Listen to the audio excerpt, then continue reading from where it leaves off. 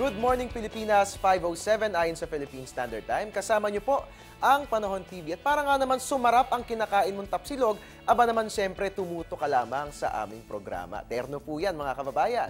At magandang balita nga pong bumungad sa atin ngayong araw ng linggo, wala pong anumang sama ng panahon na umiiral sa ating bansa at ang tanging weather system lamang na nakaapekto sa atin ay ang monsoon trough.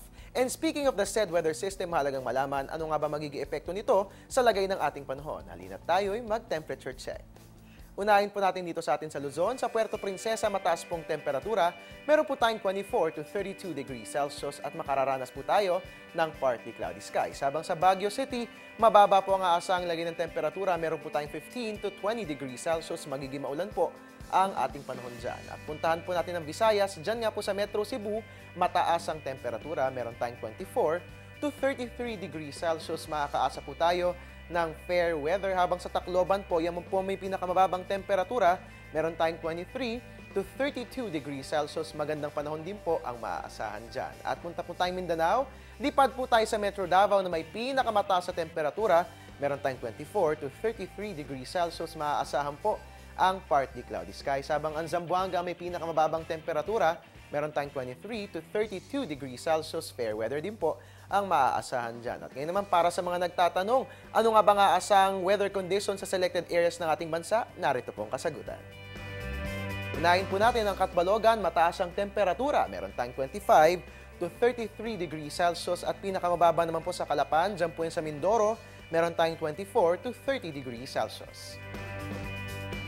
Ang Tagbilaran, Bohol, mataas ang temperatura. Meron tayong 25 to 32 degrees Celsius. At pinakamababa naman po sa General Santos City, meron tayong 22 to 33 degrees Celsius. At mga kababayan, nabanggit ko kanina, no? Pero kumakain po tayo ng tapsilog ngayon, pero hinay-hinay lamang po, no? Dahil ang sobrang tapsilog ay masama po yan at tayo'y magiging obese. O kahit anumang kinakain nating mga pagkain, basta maparami, makakasama po yan sa ating kalusugan. Para nga po hindi tayo maging obese, alamin po natin itong aming mga paalala dito lang sa Sigla.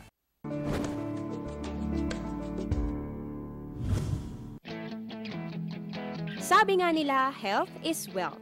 Pero paano kung nasobrahan ka na sa pagkain? Isang kondisyon kung saan mayroong sobra kaysa sa kailangan taba ang katawan ng isang tao na maaaring magbunga ng masamang epekto sa kanyang kalusugan gaya ng pagkakaroon ng type 2 diabetes, cardiovascular diseases, breast and colon cancer, gallbladder problems, pulmonary diseases at high blood pressure. Para maiwasan ito, kumain ng gulay, prutas at may hiblang pagkain. Iwasan din ang sobrang pagkain. Uminom ng 8 hanggang 12 baso ng tubig kada araw. Ugaliin ding mag-ehersisyo o maglaan ng oras para sa mga gawaing pisikal, gaya ng simpleng paglalakad at paggamit ng hagdan kaysa elevator. Para naman sa may malalang kaso ng obesity, kumonsulta sa doktor para malaman kung kailangan ng uminom ng gamot, gaya ng Orlistat at Reductil. O kaya na may maisailalim sa operasyong tinatawag na bariatric surgery. Ang kalusugan dapat alagaan dahil ito ay isang kayamanan.